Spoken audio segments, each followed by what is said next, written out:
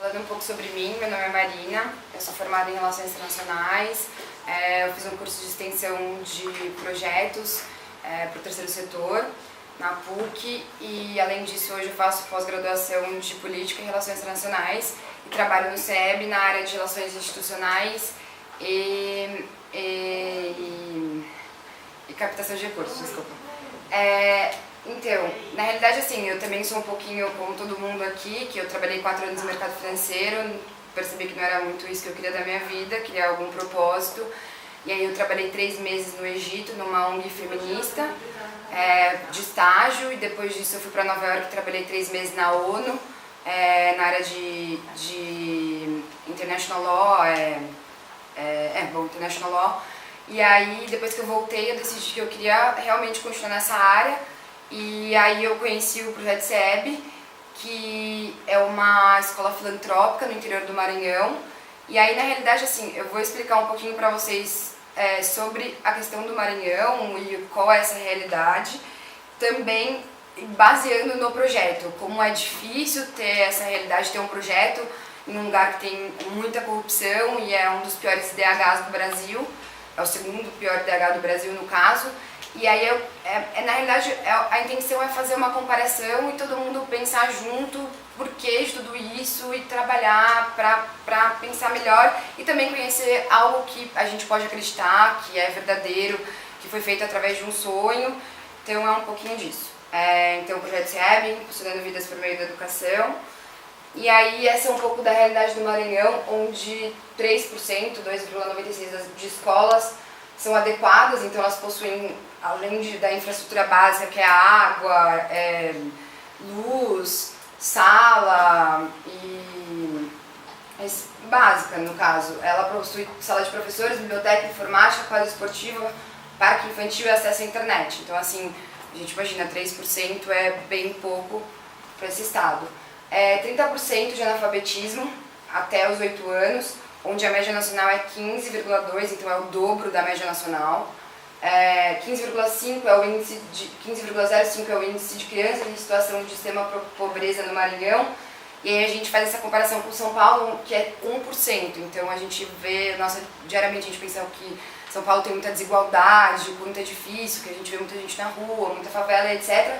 Só que aí a gente compara e vê que São Paulo é bem pouco relacionado a alguns outros lugares do Brasil, principalmente no Maranhão.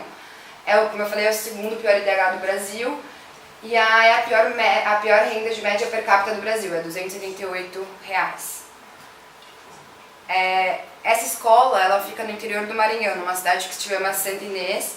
E por que essa escola? Então, como vocês viram, é extremamente pobre, 59% da população vive abaixo da linha de pobreza. E por que foi escolhido Santa Inês, no caso? O presidente da ONG, ele vem dessa cidade, ele foi a primeira pessoa a se formar na faculdade, e ele se formou em São Luís, que é a capital, né? Ele é advogado, só que ele veio para São Paulo para ganhar a vida, ele se formou aqui, se deu super bem sucedido, e ele queria retornar para essa cidade o que ele ganhou de bom e etc. Então ele decidiu ele acredita na educação, então ele decidiu trazer esse projeto para a educação nessa cidade, que é uma cidade extremamente pobre e precária.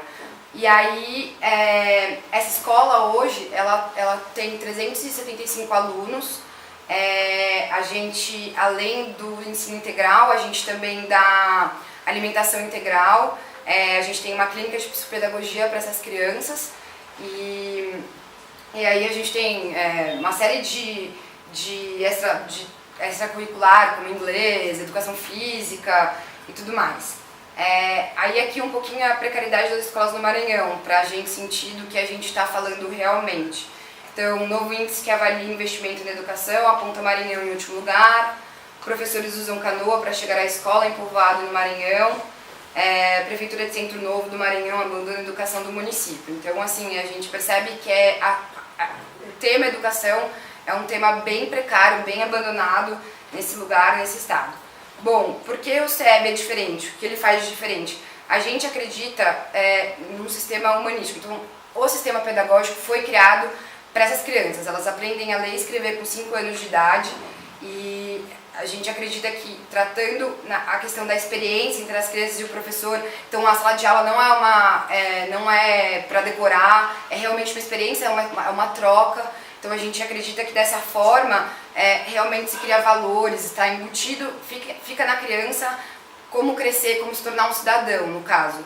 E é dessa forma que a gente tenta desenvolver toda a nossa parte pedagógica. Então, como que a gente faz isso? A gente apresenta outros, porque no Maranhão tem muito trabalho infantil. Então, por a escola ser integral, isso já muda muito, porque os pais acabam tendo mais tempo para essas crianças, no sentido que eles não estão atrapalhando eles. Eles, no caso, estão na escola e comendo. Então, é menos dinheiro para essa família, então é muito bom para eles, assim. E aí é uma questão que a gente bate bastante, essa questão de todos somos educadores, no sentido que tanto os pais como os professores e as crianças, as pessoas que trabalham, as faxineiras, todas são envolvidas nesse sistema. Então, todo mundo tem que estar aprendendo, todo mundo tem que respeitar um ao outro e estar ali para trocar mesmo. Aí a gente tem esses seis eixos de ensino, onde as aulas elas são integradas. Então, ninguém aprende matemática, português, é tudo bem integrado. Então, aprende matemática estudando português, entendeu? Então, no sentido de por que estamos aqui, por que a gente é nesse sistema, o que a gente pode ser. Então, também aprender a sonhar, a sentir, aprender valores humanos. Então, isso pra gente faz total diferença para essas crianças estarem aprendendo a escrever e ler com 5 anos de idade. Eu não sei vocês, mas pelo menos a média de uma escola particular em São Paulo é que as crianças aprendem a ler e escrever com 7 anos. Então, assim, é bem diferente.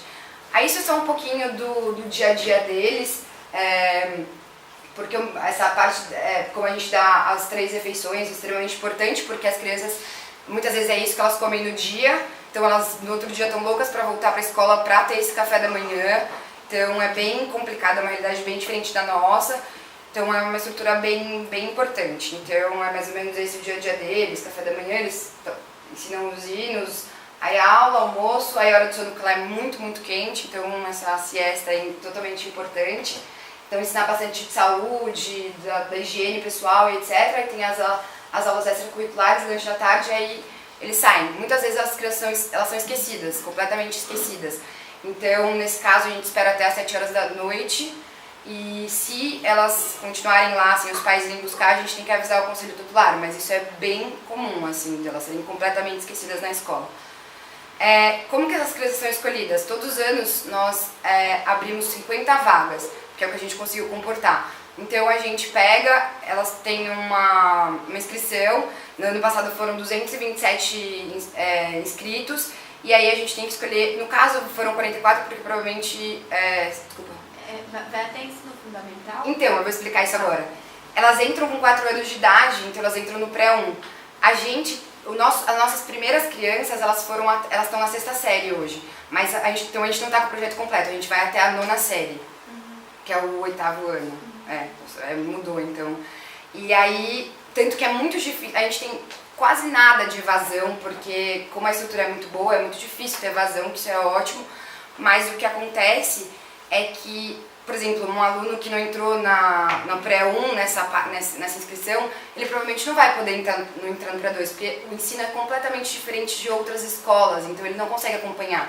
Então, por exemplo, teve 44 vagas, porque a gente teve algum problema, alguém não conseguiu acompanhar, então algumas crianças repetiram, e aí a gente tem uma clínica de psicopedagogia o tempo todo para eles, realmente, porque essas crianças com 4 anos, elas entram subnutridas, entram com 1000 problemas familiares, então tem todo um acompanhamento para elas começarem a entrar realmente nisso.